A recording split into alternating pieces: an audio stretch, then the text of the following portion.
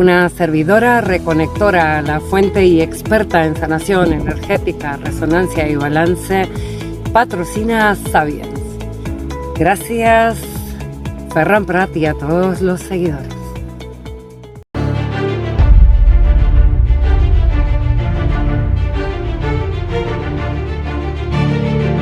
Salutacions, saludos, benvinguts, bienvenidos al Sapiens. Hay una película muy buena, es de acción, de estas de la jungla cristal, que parece cuando todo se va a arreglar, dice Bruce Willis, pero a ver, ¿la situación mejora o empeora? ¿Esto lo podemos trasladar al contexto internacional o no?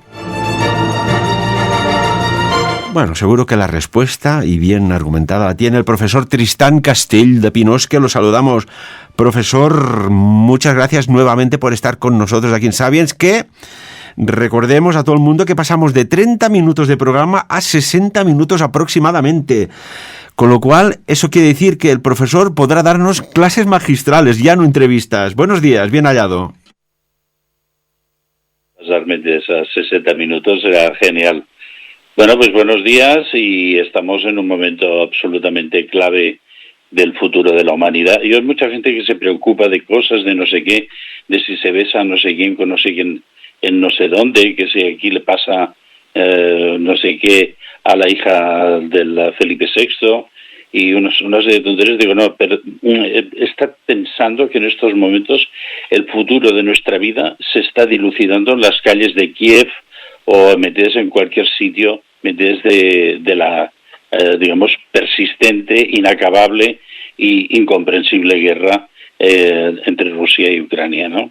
O sea que nuestro destino ahora está en otras mentes, en otros lugares, y nosotros estamos mirando, como tú en un momento determinado pusiste, digamos, una inserción en YouTube, me parece que era con la famosa escena de Matrix de la rubia espectacular, y me dices, mientras tú miras a la rubia, las cosas se están pasando en otra parte. Por cierto, hoy hablaremos de rubias, y es hora que bajemos un poco el tono de seriedad de mis intervenciones. Hoy hablaremos de rubias también. Y tanto que sí, y muy especial de la, entre comillas, rubia que vas a hablar. Pero antes me gustaría, ponernos en contexto, porque lo comentamos hace muy pocas horas, de una información, y me gustaría que nos dieras tu opinión. Y también matizo, cuando digo buenos días es que son las 24 horas del día, porque hay gente que nos escucha en la radio en directo con este nuevo horario de las 8 a las 9 de la noche en directo aquí en el Principat de Andorra, o también nos escuchan en diferido por YouTube desde lugares como Estados Unidos, Rusia, Alemania, México muchísimo, un abrazo muy grande a México, Argentina, Brasil, Uruguay, Francia. Bueno, es una maravilla la tecnología, lo que nos ha podido aportar, ¿no? Llegar a todos los receptores prácticamente del mundo. Profesor Tristán Castell de Pinós, hace pocas horas, JP Morgan, estamos hablando de un banco de inversión muy, muy potente, ha dicho que se avecina un shock geopolítico para el mercado en 6-12 meses. Tristán, ¿qué va a pasar? O quizás tendríamos que decir, para que digan esto, ¿qué está pasando? Yo más me quedaría con la segunda pregunta de qué está pasando. Los de JP Morgan, estos son fantasmas Illuminati que vienen de acciones muy oscuras desde la noche de los tiempos. Fueron algunos de los agitadores que hundieron al mundo en la Segunda Guerra Mundial. O sea que ya tienen, digamos, una historia previa que nos marca un poco que son los manipuladores de siempre, ¿no? Pero a mí me preocupa, antes esta noticia más reciente, de alguna forma está en la misma línea que una declaración reciente de la ONU, que en estos momentos, también sabemos que es el brazo, no es... Recuerda que podemos hablar elegantemente, no sé si me explico. No, son gente muy maja en general, Pues han hecho una declaración Claro, delante de todo el tema del crecimiento de los BRICS, que todos conocéis, como eso es en estos momentos para mí es el punto más ardiente de la actualidad geopolítica y económica, porque claro, representa la caída del patrón dólar en todo el mundo. Y entonces la ONU ha hecho una advertencia hace unos días, y dije, mira, estos se han despertado. Dice, bueno, el tema económico deberíamos promover un encuentro para buscarle una solución pacífica. Entonces, cuando yo leo pacífico, digo lo contrario de pacífico, que es militar. Es decir, había una amenaza desde la ONU que si no se resuelve, porque claro, lo de los BRICS ahora es un crecimiento exponencial, Arabia Saudí, bueno, y aparte que ya solo con China y con Rusia, pues ya es un... Pero bueno, todo el mundo, Brasil, Argentina, o sea, hay una cantidad, Turquía, Marruecos, que les han regalado una intervención estelar HARP, meterse en Marrakech y en sus alrededores para que se den cuenta que no vayan tan a prisa con esto del BRICS. A Turquía les han vuelto a tocar no sé qué, unas inundaciones y unos incendios brutales, y a Nafen, ¿no? Entonces, claro, esto es una etapa más de la guerra, y pues la guerra está en marcha desde hace tiempo, y ahora mismo yo estaba pensando que hoy hablaremos un poquitín, aparte de una cosa más frívola, que no será frívola, no os asustéis, de las rubias, hablaremos un poco del inicio de la Segunda Guerra Mundial, y en realidad estamos asistiendo a una etapa más de la Segunda Guerra Mundial que nunca ha parado. En la superficie puede que sí que haya sido más o menos ocultada. Todos recordaremos las guerras de Indochina, Vietnam, Camboya, Corea, en fin, se trasladó el escenario a otros lugares. Las guerras de descolonización de África, etcétera, etcétera, etcétera, fueron en realidad ya una continuación de la guerra que nos dejó a los occidentales un poquitín más tranquilos, pero que estaba pasando en otro escenario. Ahora el escenario vuelve a estar en nuestro epicentro. O sea, ¿Para qué hablas de epicentro? Aquí, bueno, ya sabes, ¿no? Yo siempre digo, nos pagan para ver lo que no ven los demás, ¿no? Por eso hacemos lo que hacemos, en la divulgación, ¿no? Al menos también es, bueno, lo que es la profesión se convierte en pasión. Pero ¿no te has dado cuenta que ya hace años hablé del paralelo 33, que iba a suceder algo muy, muy fuerte, y sucedió con la primavera árabe? Pero ahora está sucediendo algo también extraño. Y cuando digo paralelo 33 no es al milímetro, sino que siempre, como todo, hay una desviación o dos estándar. Pero en el paralelo 33 están sucediendo extrañas cosas. Un anómalo terremoto en Marruecos.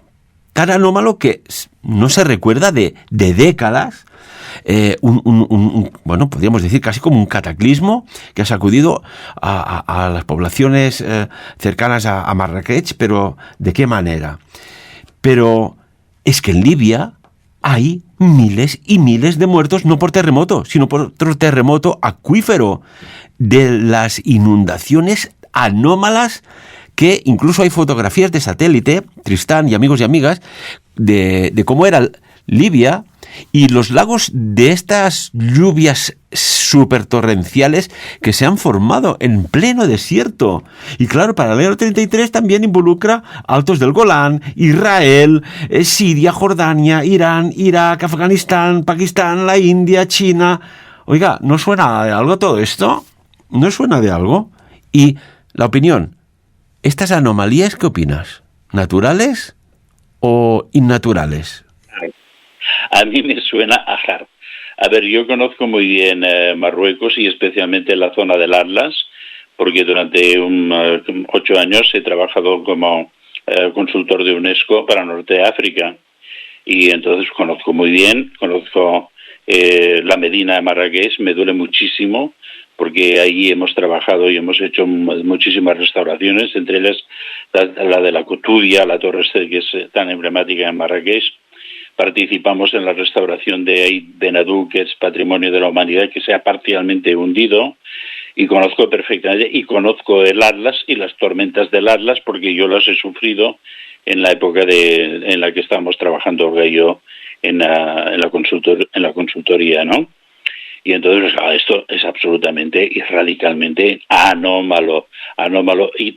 Incluso, y podría decir otra cosa, era imposible. Ahora podemos decir que ha sido, pero si alguien me lo hubiera comentado hace un tiempo, hubiera dicho, es imposible. Yo he vivido tormentas absolutamente brutales en el Atlas, pero bueno, de eso a lo que ha ocurrido, pues hay es cataclísmico al 100%, ¿no? Ha habido muchas visualizaciones, incluso desde Andalucía, de fenómenos en el cielo, en el momento que se ha producido esta explosión sísmica. Han sido unos segundos, pero tan brutales, porque son casi 8 en la escala de Richter. 6.8 creo que fue el sismo. Ha habido varias réplicas esta noche pasada, creo, también. Y claro, pues que además la zona del Atlas es una zona, digamos, muy potente. Hay que pensar, las cimas del Atlas son de 4.000 metros de altura y están erigidas sobre un terreno inmensamente llano alrededor, el Valle del Dra y todos estos, que es una maravilla todo aquello, pero que ahí hay una potencia geológica tremenda. Cualquier cosa que mueva un poco ahí, metes o no, el castillo de Naipes se cae al suelo. Y esto es lo que han hecho. Hay mucha gente en Marrakech que ha filmado luces en el cielo también, y por lo tanto podemos estar absolutamente seguros que ha sido una intervención HARP. Y como ha sido en Marruecos, a Libia los han ahogado. En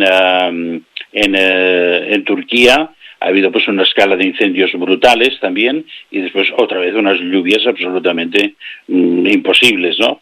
Estamos viendo que en estos momentos las armas de modificación del clima están más activas que nunca. Y creo que también en Alemania, de esta noche pasada, hubo unas tormentas de granizo absolutamente brutales. Aquí en España, en Navarra, también hubo un momento muy muy puntual, que no he visto los resultados, pero creo que la zona hortofrutícola ha recibido muchísimos daños. Por lo tanto, estamos en un momento en el que en lugar de bombas, lo que nos caen son terremotos y nos caen diluvios universales y granizos absolutamente espectaculares, como el que yo sufrí y cuando cayó, digamos, no granizo, bloques de hielo sobre una zona muy pequeña, la Bisbal d'Empordà y ¿cómo se llamaba? Los pueblecitos de alrededor.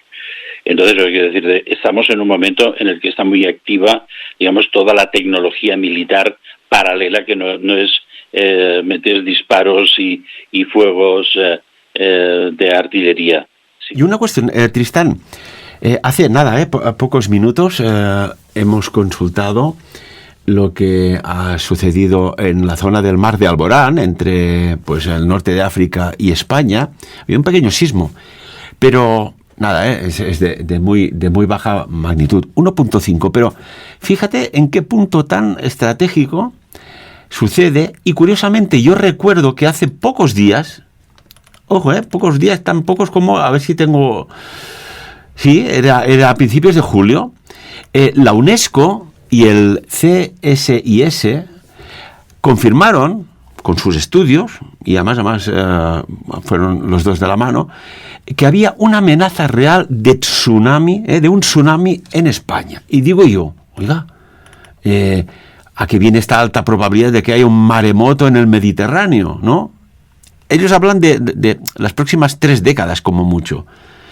Pero no sé sobre qué criterios se pueden, informar, ¿no? Porque si son indetectables o impredecibles, ¿cómo puedes predecir un maremoto, no? Y claro, afectaría a 40 zonas costeras de 21 países que se encuentran en la zona, ¿no? Y digo yo, están sucediendo cosas sumamente extrañas y anómalas. Tristán, aquí está pasando algo. Sin duda. Ten en cuenta una cosa, que uno de los efectos, digamos, como más comprobados de la emisión de radiofrecuencia del HARP era la facilidad de producir tsunamis como el que se produjo en Japón. Y entonces, pues bueno, no me extraña nada. Y yo leí un otro estudio geológico en el cual se hacía una predicción también en los próximos 50 años de un riesgo de sismo desde Andalucía, pero desde toda la costa oriental de España. es decir, afectando también en menor intensidad a Cataluña, porque es el que estaría más alejado del punto, digamos, de emisión de la radiación sísmica, mayormente afectado, pues bueno, Alicante, Murcia, Andalucía, y en decreciendo hacia el norte. Y eso también me produjo una cierta extrañeza, o no, todo lo contrario. Lo que hizo fue confirmar que realmente todo lo que está ocurriendo y que es tan predecible de forma tan extraña es porque hay un plan HARP para crear, digamos, una alerta climática en zonas, digamos, de una cierta confortabilidad. En estos momentos, el Mediterráneo norte y sur es el destino de casi todos los emigrantes del frío del norte, ¿no? Alemanes, belgas, daneses, noruegos, polacos, todos se vienen aquí. Y entonces este paraíso en estos momentos, digamos, es el que está amenazado, ¿no? Como ejemplo, mirad, que si os portáis mal os podría pasar algo. Estamos ahí. Bueno, pues así están las cosas. JP Morgan se pronuncia, la UNESCO y el CSIS se pronuncia, cosas que están sucediendo, hechos anómalos climáticos extraordinarios en lugares, pues como decías tú, pues imposibles casi. Están sucediendo cosas. Y también sucedían cosas durante y antes de la Segunda Guerra Mundial y después de la Segunda Guerra Mundial. Vamos a hablar hablabas de la rubia, ¿no? En términos de la sociedad más secreta de la Alemania nazi, la rubia, ¿quién era esa rubia misteriosa? Bueno, hemos entrado en el tema interesante, ¿eh? Bueno, todos vosotros recordaréis aquella escena de Matrix, y tú muy especialmente, en el cual se diseña un señuelo y es una mujer espectacular, una rubia, ¿no? Pero esto, de alguna forma, tiene algún tipo de relación con lo que vamos a hablar hoy, porque vamos a hablar de un personaje que era una mujer realmente excepcionalmente bella. Su nombre era María Orszag. Se conservan muy pocas imágenes de ella, pero realmente las que se conservan era realmente un monumento, que es lo que se diría en una forma coloquial, ¿no? ¿Y por qué tiene importancia la Segunda Guerra Mundial? Porque fue amante de no sé quién y tal, porque era muy guapa y fue una espía, puede ser que también fuera eso, ¿ves? No, porque fue una verdadera y excepcional medium, una mujer que canalizó cosas excepcionales que cambiaron el enfoque y el ritmo de los tiempos que habían de venir, ¿no? Y hoy pues hablaremos un poco de ella, ¿no? Tristán, ya que hablas de Matrix y de la escena, para las personas que, pues bueno, no la han visto, no han entendido, ni... Vaya, precisamente este año, en mi conferencia del Congreso Sapiens, que voy a hablar de los viajes y desdoblamientos astrales, hay una parte que hago mención a Matrix. Y ya que hablas de esa escena, si me permites, ¿la ponemos? Sí, perfecto. Es una de mis predilectas, por cierto. ¿La rubia o la escena? Ambas, por descontado. Amigos y amigas, escuchad atentamente porque no tiene desperdicio lo que vais a oír.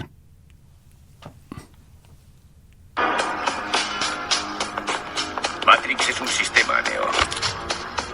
Ese sistema es nuestro enemigo.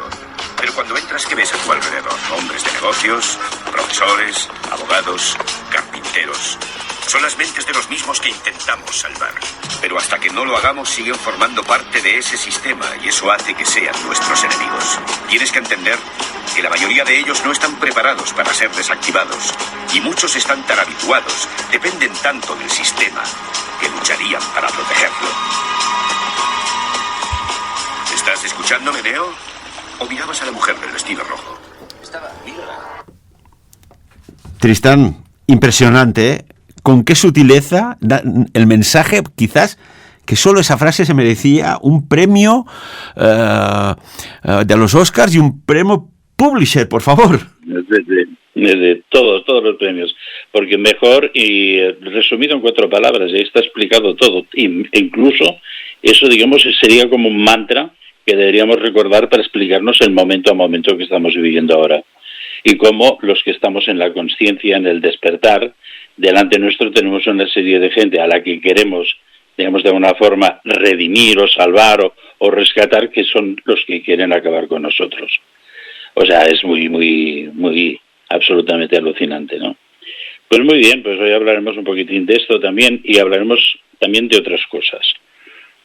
Antes de entrar a explicar quién ha sido este personaje tan excepcional y que fue uno de los piñones de cambio más importantes de la historia contemporánea, hablaremos un poco de que con que esta magnífica mujer y además tan bella, ¿no? Lo seguiremos insistiendo, porque llegaremos a un punto en el cual pues hablaremos incluso de la creación de clones y de ella misma. O sea que esto es un tema muy interesante. Ella contactó con, digamos, unos seres extraterrestres o provenientes de la cuarta dimensión. Ahora se habla tanto de la cuarta dimensión, donde están los reptilianos, ¿no? Pero es que hay la pentadimensión, la hexadimensión y la n-dimensión. Es decir, el universo no es, digamos, hecho a la imagen y semejanza de lo que puede percibir el ser humano. El universo es el universo y nosotros somos una pequeña parte inconsciente de ese universo, ¿no? Y como que vamos a hablar también de la presencia en este inicio de este acto guerrero tan brutal y a la vez una de las epopeyas militares, yo creo que después de Alejandro Magno es la segunda de esa epopeya militar, pues hemos de pensar que hay otros actores, ¿no? En el caso pues de esta amiga María Orsic, entonces ella contactó con unos seres de Aldebarán a 65 millones de años luz, según las teorías de la relatividad, en la constelación de Tauro, y entonces había también otros seres de otras dimensiones, y como que estamos ya un poco últimamente acostumbrados a hablar de la presencia de estos seres acompañados de nuestros amigos y sus embajadores en la Tierra, los Illuminati, pues los reptilianos, los grises, el imperio reptiliano de Alpha Draconis, pues claro, estamos muchas veces viendo cosas, mirando a una proximidad, digamos, tan micrométrica, que nos olvidamos de la dimensión real del tiempo, de lo que pudo o ha sido este planeta antes de que nosotros tomáramos la más mínima conciencia de él, ¿no? Y entonces, claro, yo me planteo, y hablando de diluvios y de reseteos climáticos, que también es otro punto del momento. Yo creo que también hay un reseteo climático impulsado desde la digamos, geobiología y manipulación climática, digamos, al estilo militar, usado como arma. Pienso que nuestras eras geológicas tan misteriosas tuvieron en su momento reseteos e intervención de inteligencias externas. En esto creo que coincidiremos casi todos, pero no deja de ser un misterio de cómo se pasa de la era primaria, hace 500 o 600 millones de años, en la cual había unos cangrejitos y unas algas, unos animalitos que se llamaban trilobites. ¿Cómo se pasa de ese mundo? Por cierto, hay algo muy interesante y que, bueno, nuestros geólogos y aficionados a la paleontología estarán totalmente al día. Que hay un geólogo, digamos, aficionado norteamericano que se llama William Meister, por cierto parece ser de origen alemán. Entonces este señor, que estaba investigando sobre unos estratos calizos en los cuales se encontraban muchos fósiles de trilobites de la era primaria. Entonces también hay muchos, por cierto, ahora que hay el terremoto en Marruecos, es un buen momento para ir a buscar fósiles allí, perdonar la frivolidad, porque allí hay muchísimos trilobites, por cierto, y ammonites, que son de la era secundaria.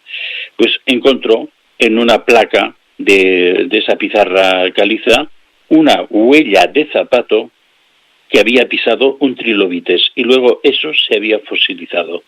Entonces, pues bueno, cualquiera que tenga un poco de curiosidad puede ir a buscarlo, pero esto representaría que hace 500 millones de años alguna presencia humanoide, vamos a decir, o divinoide, apareció en este momento tan alejado de nuestro tiempo de ahora, y dejó allí una huella para que reflexionáramos que la presencia de algo que no era de origen animal, bueno, pobres los Homo sapiens, que todos también somos de origen animal, hemos sido una presencia pseudo inteligente en ese momento tan alejado de la prehistoria. Y luego, ¿qué ocurre? ¿Cómo se entra de esos cangrejitos que el pobre biólogo y teórico de la evolución, el primer teórico de la evolución, se llama Lamarck? Entonces, ¿cómo justificaba este hombre que se pasara de los cangrejos a los saurios de la era secundaria, el Mesozoico, 200 años antes de nuestra presencia actual? Nosotros somos los protagonistas de este momento tan complejo, ¿no? Y cómo se pasa de eso a la era terciaria, cómo se produce un reseteo tan brutal. Y yo pienso, y vuelvo a Matrix, si yo tuviera el poder, como en ese momento, en esa escena, tiene Morfeo, de parar toda la acción de todo lo que ocurre alrededor tuyo, y en ese momento en el que lo paras todo, paras constantes vitales, paras el tiempo, paras la evolución, paras la muerte, metes en ese momento producir un reseteo total y rehacer el plan, ¿cómo lo hubiera ocultado ese reseteo? Pues simplemente lo hubiera ocultado con una costumbre que los humanos hemos tenido desde que yo tengo conocimiento: a los muertos se los entierra, debajo de tierra. Crear un diluvio, como lo que ha ocurrido ahora, por ejemplo, en Libia, pero amplificado, y hacer un movimiento de tierras brutal que tapará todos los desechos que habíamos dejado antes. Hemos de empezar a mirar el tema de las eras geológicas de otra forma. ¿Por qué? Porque en las canalizaciones de María Orsic y en un hallazgo absolutamente increíble que se realizó en la supuesta colonia alemana que intentaron en el Tercer Reich establecer en la Antártida, Neuschwabenland, allí se encontró también otro elemento que, si podemos, hablaremos después de una forma un poco amplificada, escrito en lengua sumerio-acadia en la Antártida, en la que explica la historia de la humanidad y habla de las visitas de los reptilianos 500 millones de años atrás. Pero bueno, volviendo pues a este tema, por cierto, una de las cosas que últimamente me ha interesado mucho, y para un poco, digamos, apoyar un poco la argumentación de estos supuestos diluvios, de estos supuestos resets que separan las eras geológicas, el hallazgo hace ya unos años, y ahora que muy amplificado, en la pobre Turquía, también perseguida por nuestros amigos los Illuminati porque quieren unirse al BRICS, en unos promontorios que son en realidad grandes masas de barro, se han encontrado unas ciudades enterradas absolutamente brutales, que a base de limpiar digamos el barro acumulado, han aparecido unos restos arqueológicos muy bien conservados. Uno de ellos es Göbekli Tepe, y ahora pues han ido apareciendo más, ¿no? Y son realmente una civilización enterrada en barro, ¿eh? O sea que ese es un tema, digamos, que nos conduce a una cierta reflexión, en la que, por cierto, aparecen unas esculturas de animales, entre las cuales unas cuantas y no pocas de reptiles, ¿no? Y ya sabéis que es un tema que últimamente hemos ido visitando, ¿no? Pues bien, el tema de María Orsic. Esta señora, hay cantidad de errores biográficos, de que si nació en Viena, que si no sé qué, que si no sé cuántos. Nació en la Croacia. Sabéis que hemos hablado mucho de la zona de Croacia cuando hablamos del cronovisor, que queda todo conectado con lo que hoy vamos a hablar. Y allí también hablamos de que había nacido esta persona tan especial, nació cerca de Zagreb, en una ciudad que se llama Donji Grado, y además tiene una cosa muy interesante, que es que nació el 31 del 10 de 1895, es decir, nació la noche de Halloween.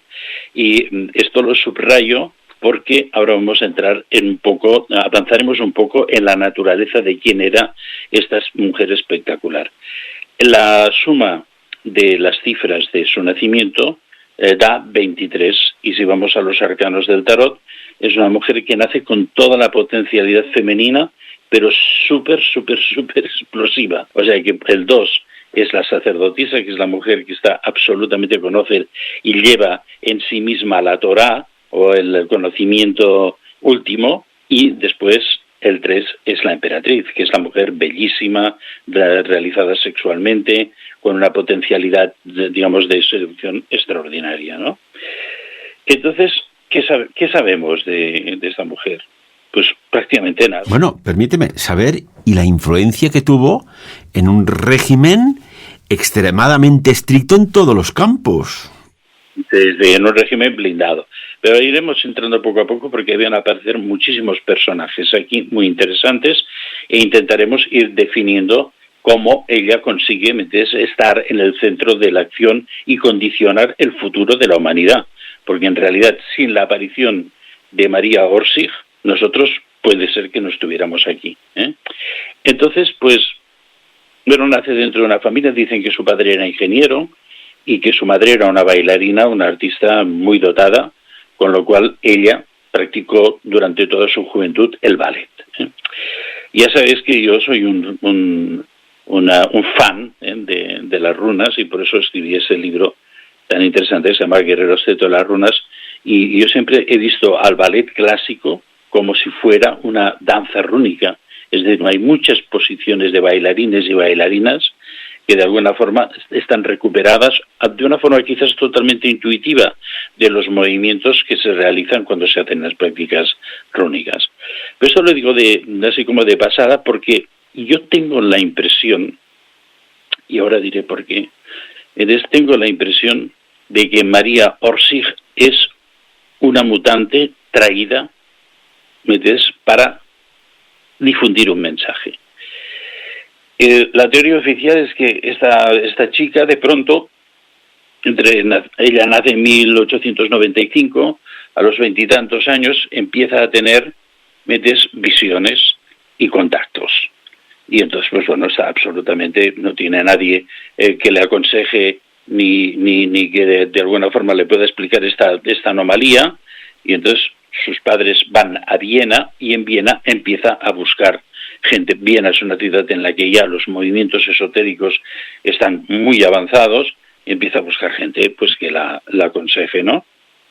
Entonces, allí encontrará a un hombre y muy importante dentro de todo eso, y también muy importante para todo lo que se desarrollará después en el Tercer Reich, ¿no? Pero quiero deciros una cosa, que es que así como vamos a hablar de la importancia de María como canalizadora, o mejor dicho, como recordadora de lo que se le implantó en Aldebarán y luego es enviada genéticamente a la Tierra a cumplir una función, es decir, no es una mujer que canaliza o una medium. Para mí los mediums siempre han sido personas de otro mundo, y quiero decir que o de otros planetas, por decirlo de otra manera, ¿no? Coincidiría con esto. Quiero añadir un dato que me viene más a la mano para que podamos entrar un poco en la naturaleza de esta superhembra, por decirlo de alguna forma, ¿no? Y es lo siguiente.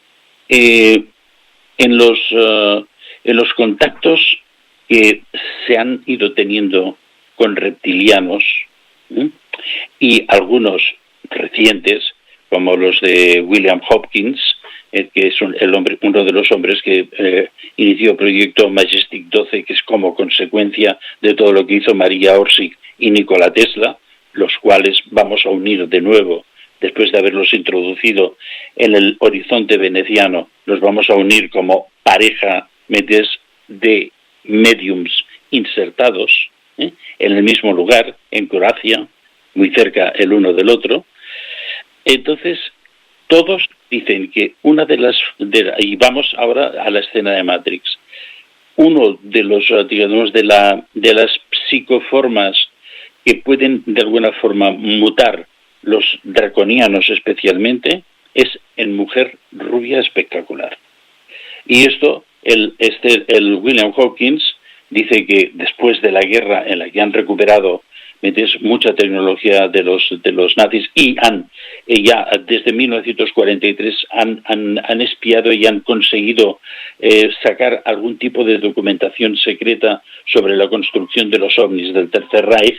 Dice que al final de la guerra, bueno, el presidente Truman, que era el proyecto Majestic 12, que está integrado por militares y científicos muy altos, y él está en el equipo. Hay reptilianos con aspecto reptil trabajando con ellos y mujeres bellísimas que están insertadas como secretarias que son reptilianos metamorfoseados. Y por lo tanto, mujer rubia metamorfoseada, pues me coincide mucho con el aspecto de María Orsic y las que después serán sus amigas canalizadoras, porque la cosa se va a complicar, ¿no? Pues bien, entonces esta chica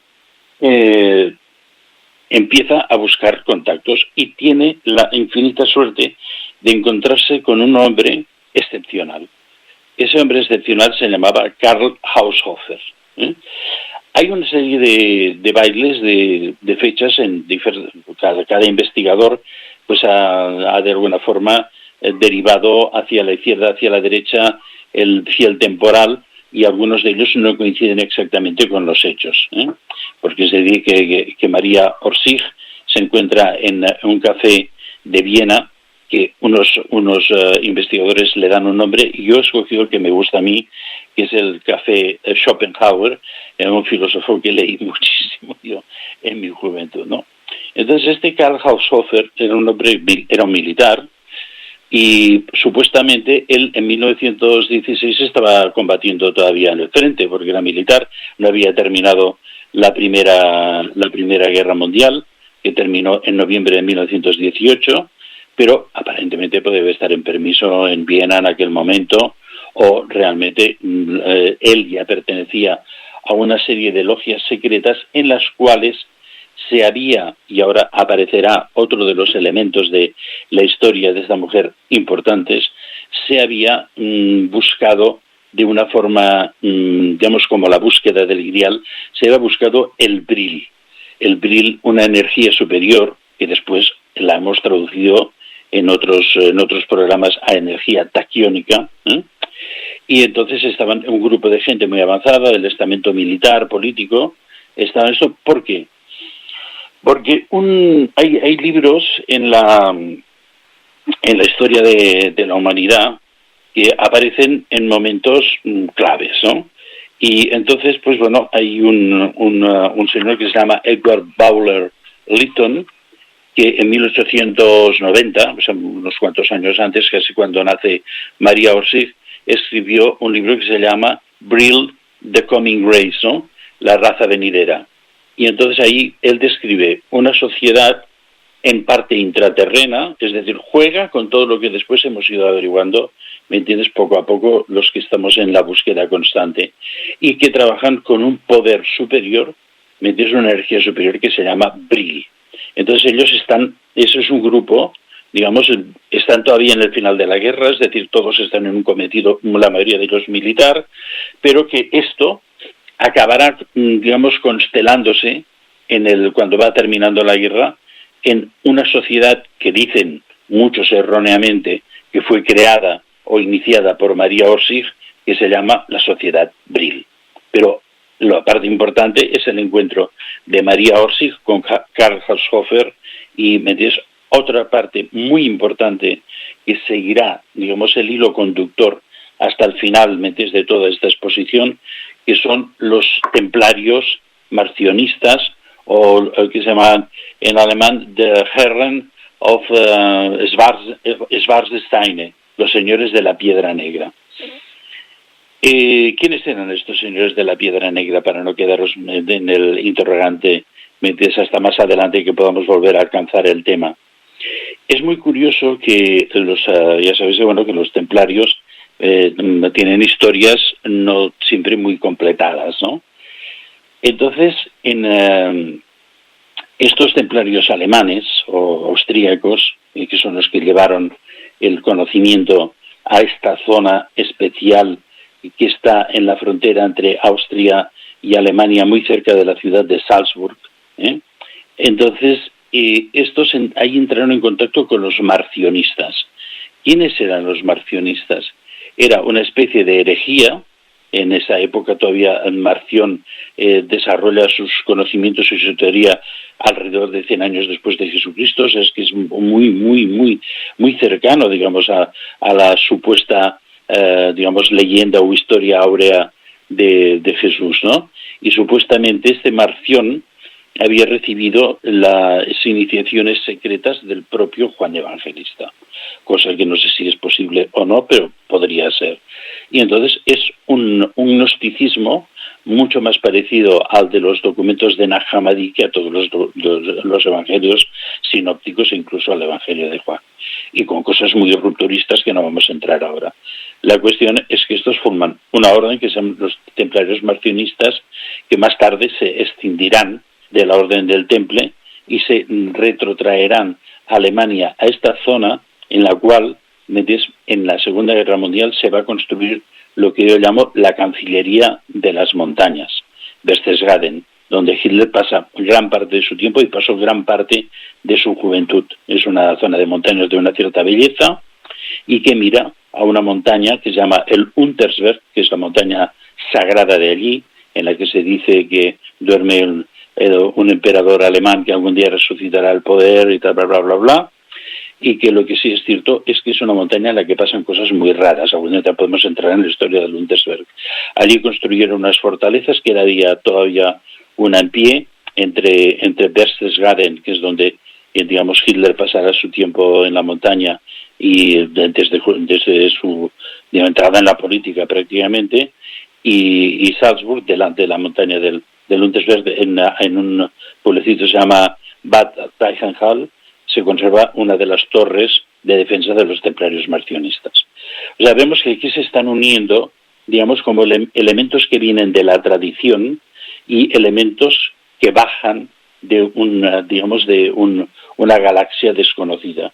Pero vamos a ver, ¿ha sido esta la primera vez en la cual se han canalizado estos seres superiores? Bueno, tenemos todas las masonerías que se han dedicado, todas las logias se han dedicado a canalizar sin descanso a los reptilianos. El Bosco nos dejó un tríptico maravilloso que es el Jardín de las Delicias, que Felipe II se hizo trasladar a su dormitorio cuando al final de su vida estaba en el Escorial, en la cual hay una iniciación en la que se explica realmente cómo vienen los reptilianos, cómo se los convoca. Esto es un tema muy importante para todos los que estáis interesados en el tema, y cómo se conduce a los seres a los sacrificios humanos, ¿no?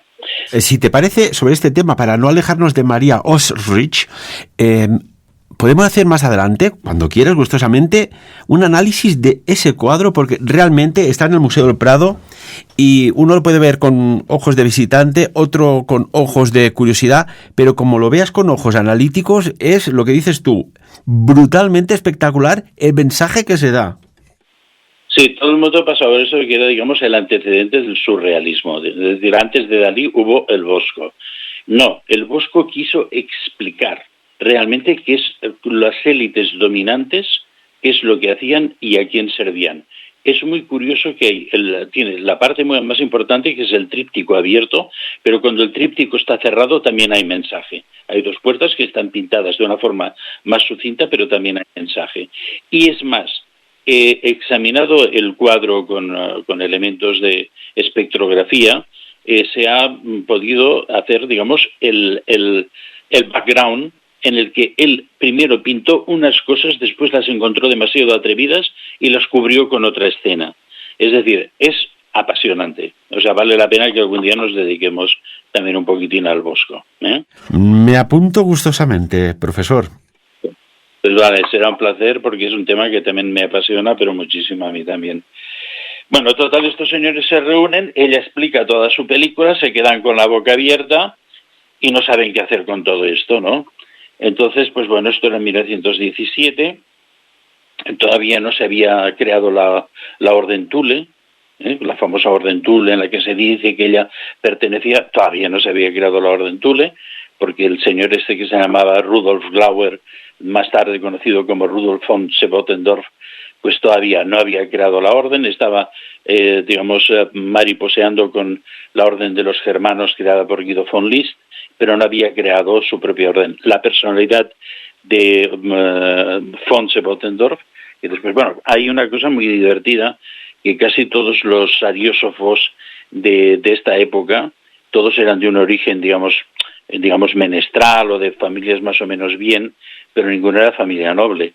Pero después, cuando se pusieron al frente de toda esta historia, todos se pusieron en el von, ¿sabes? El von Bottendorf, él se llama Rudolf Glauer, el Guido List se llama Guido List, no se llama Guido von List, el Georg Lanz von Levenfels no se llama von Levens, se lo tomó de su mujer, etcétera, etcétera, etcétera. Bueno, estaban en el lícito derecho de ponerse un poco de jabón, eso también, ¿eh? Y entonces, pues no sabemos si esta reunión también apareció hay investigadores que lo dan como posible, y yo particularmente no lo doy como posible, aunque sí en otra reunión mucho más importante posterior. Total, pues aquí empieza pues la historieta esta. El señor Karl Haushofer, que es un hombre absolutamente cultísimo, aparte de militar, ha trabajado en Japón, organizando el ejército japonés, por cierto, aprendió a hablar perfectamente japonés, visitó Corea, visitó muchos países de Oriente, estuvo en relación con muchas sectas esotéricas, incluso con una secta japonesa que dicen que es la que de alguna forma designó o avaló a Adolf Hitler para el ascenso al poder. Hay un libro muy bonito de Jean Rodin que se llama Hitler, el elegido del dragón. Volvemos a estar otra vez con los rollos reptilianos otra vez, ¿me entiendes? Pero Haushofer, digamos, es el hombre que estuvo en ese momento, ¿no? A todo esto, Hitler estaba todavía en la guerra. En 1917 todavía estaba probablemente en el frente o sufriendo esa ceguera que tuvo por uno de los gas mostaza.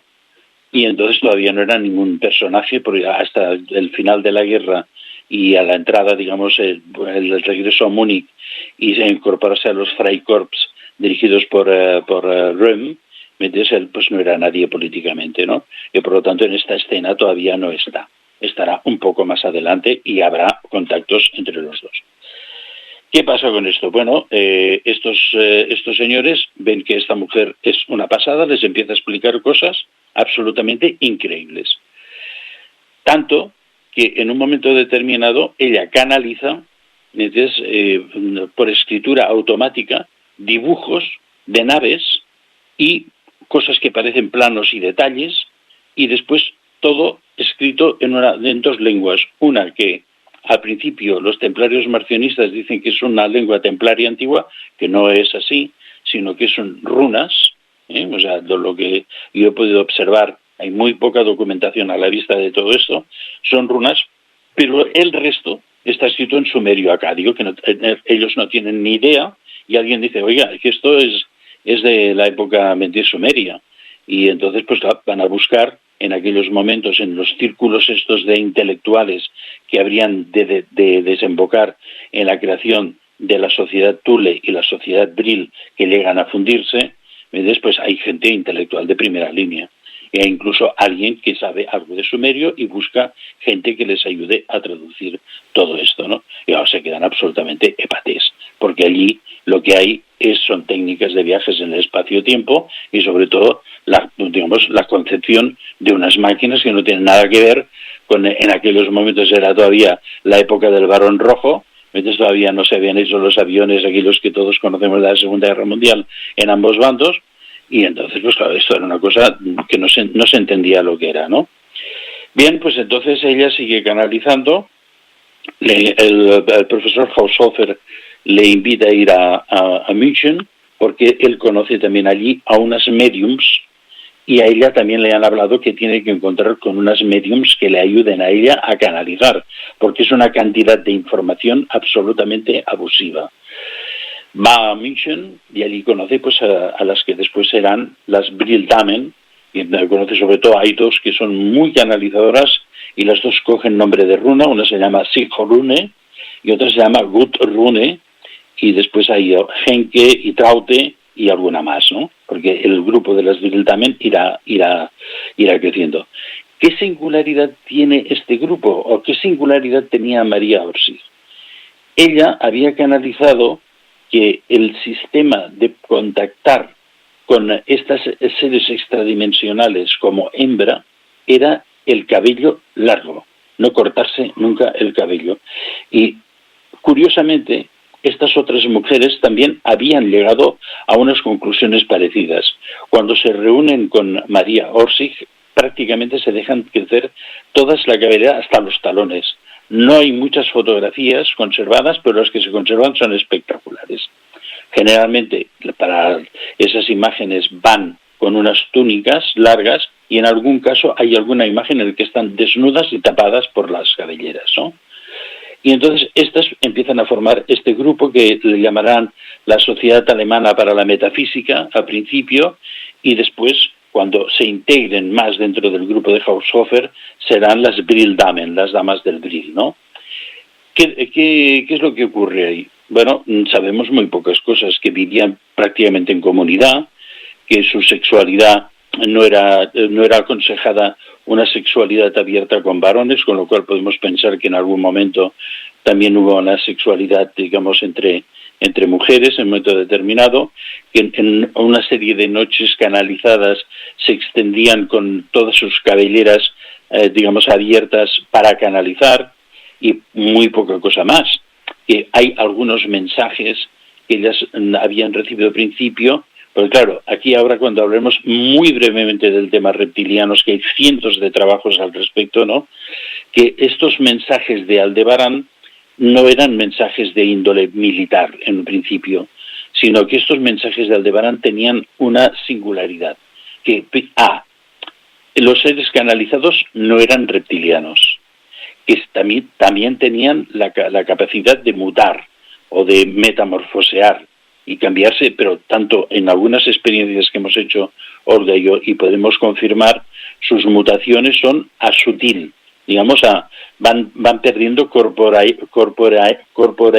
perdonad, me estoy haciendo un trabalenguas, ¿no? Y hasta quedarse, digamos, como en unas siluetas de color índigo, ¿no? Y entonces, pues bueno, esta gente que no tenían nada que ver con los reptiles, pero que conviven en el universo, a veces con algunos choques con ellos, pero que procuran mantenerse totalmente separados, también su visión del universo es un universo de luz, creación, evolución o involución hasta los momentos más dorados del inicio de la humanidad, tal como describía Elena Petrovna Blavatsky en su doctrina secreta, ¿no? Y entonces esto... ¿Por qué insisto un poquitín en este tema? Porque justamente a través también de la Thule Gesellschaft, cuando se empieza a crear, también vienen magos o canalizadores que han canalizado a los reptilianos. Y esos reptilianos prometen entregar tecnología militar, porque en aquel momento, si comparamos la descripción del armamento en la Primera Guerra Mundial, nada, son muy pocos años, son apenas prácticamente entre 1939 y 1919 que termina, pues ya veis la diferencia, hay casi 20 años, hay un desarrollo de la tecnología militar en la Alemania absolutamente exponencial, y todo eso pasando por toda la miseria del Pacto de Versalles, y claro, cuando Hitler llega en 1933 al poder, que puede sacarse toda esta losa de encima, la tecnología militar alemana crece hasta la exhaustividad. De los primeros aviones del Barón Rojo, ¿cómo se llama? Que en esa famosa película que me parece que se llama Los Ángeles del Infierno, que hizo Howard Hughes, metes a los primeros Stuka, los primeros bombarderos en picado, hay una distancia tecnológica horrorosa, ¿no? Y tanto que sí. De hecho, a las últimas semanas de la Segunda Guerra Mundial, Alemania ya iba con aviones a reacción, que iban tan sumamente rápidos que había poca producción, había muy pocos, pero se pasaban de largo cuando tenían que atacar el objetivo, porque era una tecnología sumamente nueva. Tristán, nos quedan 30 segundos de esta maravillosa y profunda entrevista /análisis /misterios de la historia no explicada. ¿Te parece que vayamos emplazando, como en el cronovisor, varios capítulos para que podamos hacer una digestión sumamente consciente de este valor informativo que nos estás dando? Es necesario. Nos hemos quedado en los Stuka, Pero todo depende de pensar que la teoría oficial dice que los ovnis y los aviones a reacción no actuaron militarmente hasta 1945 últimos años de la guerra. Eso no es absolutamente cierto y además os aportaré algunos detalles muy importantes. Además, un combate masivo entre ovnis y bombarderos, un escuadrón de bombarderos, de casi 200 bombarderos, iba a decir rusos, norteamericanos e ingleses con ovnis, desgraciadamente para los americanos y los ingleses, creo que, abatieron a 150 bombarderos, 15. ¿Qué dices? Esto es como una exclusiva mundial retro, Lo desconocíamos y mira que aquí nos escucha gente muy informada sobre la Segunda Guerra Mundial. Profesor Tristán Castelldepinos, no lo alargamos más. Haremos una segunda, una tercera y una cuarta parte de este tema de María Osrich, esa mujer rubia que no vino de forma normal a la Tierra, vaya. Sí, yo creo que fue entregada para revelar y cambiar los tiempos, porque sin María Orsic, el futuro de la Tule-Gesellschaft, aunque ellas no fueron las creadoras ni de la Sociedad Brill, ni la influencia que ambas tuvieron, digamos, en el entorno y en la personalidad de Adolf Hitler, la guerra hubiera sido totalmente distinta. Repito, muchas gracias, profesor. Venga, a vosotros por darme este maravilloso tiempo. Y amigos y amigas, fijaos, de 30 minutos a 60 minutos y aún nos quedamos con ganas. ¿Por qué? Porque algo os está resonando, ¿verdad? Dicho esto, que cada uno saque sus propias conclusiones.